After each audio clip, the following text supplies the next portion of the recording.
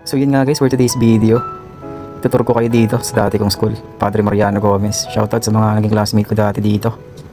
Grabe memories dito sa lugar na to guys. P. Gomez, baka batang Maynila yan. Yan dyan na talaga yung pasok ko dyan dati guys. Kasi wala yung kulay blue na yun, walang harang yan dati, hinarangan nila. Yan yung harang na yun, wala yung dati dyan. Tapos naalala ko dati, yan ang linis ngayon no. Siguro walang pasok yung time na yan. Pero maraming titinda dyan guys, punuan yan. Tapos ito, dito ako lagi bumibili ng school supply. Kaso parang bakery na siya ngayon. Yan dyan yan. Yan.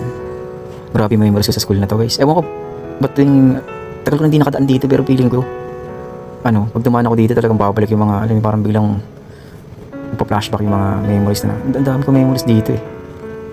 Yung dati dito kami lagi naglalaro. Tsaka dito sa school na to, solid dito pag di ka nagabayan. Bago ka makapasok sa gate, ubos na pera mo. Lalo kung di naman ganun kalaki baon mo, aray ko. Yan, natatandaan ko yan.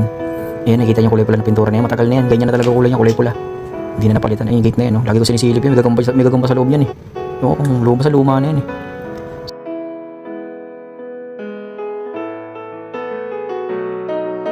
So, yan. Yan, yung hilera niyan, yung kulay blong screen na harang. Wala yan dati dyan. Grabe, ang ganda. Ang laki ng pinagbago ng Gomez. Tapos dito, papasok ako dyan. Ewan ko, hindi na ako sure, pero dyan yung may binibili na akong suman sa loob niyan. Balik tayo konti. Yan, dyan. Yan, tapos dito.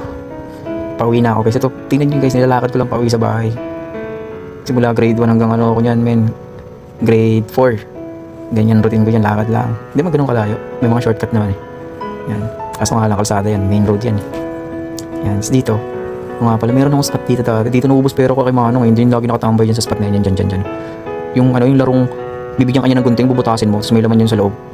Minsan laman, kwintas. Pero 5 piso ata, 10, di na maalala. Tapos may pedestrian. Diyan kami pinapatawid. Diyan kami tumatawid ni ate pero minsan makulit ako eh. Walang pedestrian sa akin. Doon ako, pakita ko sa inyo. Dito ako tumatawid dati. Ayan, ako nga papalengke pala. Yan ang Central Market guys. Pag dinaraycho nyo yun dyan, kumaliwa kayo Pabella Hospital. Yan. So, tapos alam nyo saan ako tumatawid yan dito. Nakikita nyo yung bandang kaliwa na yan. Dadaan ako dyan sa gilid yan. May mga tricycle dyan. Dyan ako dadaan. Tapos pagdating dun sa parang may triangle. Yan.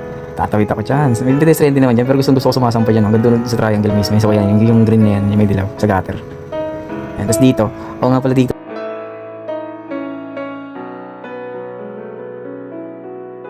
May secret lagusan dito guys, yung shortcut na sinasabi ko. Yan, nakita nyo madilim na part na yan, itatay, may block. Yan. Maraming ganyan mga butas dyan, kaya naalala ko tuloy dati, nahabol ako dati. Kasi dati kami dyan eh, tawag nito, nangawat kami ng buko. Bata pa kami nun eh. Nahabol mga kasama ko, nahuli ako, hindi, kasi dyan ako shortcut. Yung sa may butas na yun, kasi may yun eh. May daan papunta dun sa pauwi sa amin. So yun na nga guys, sa mga nakakaalam.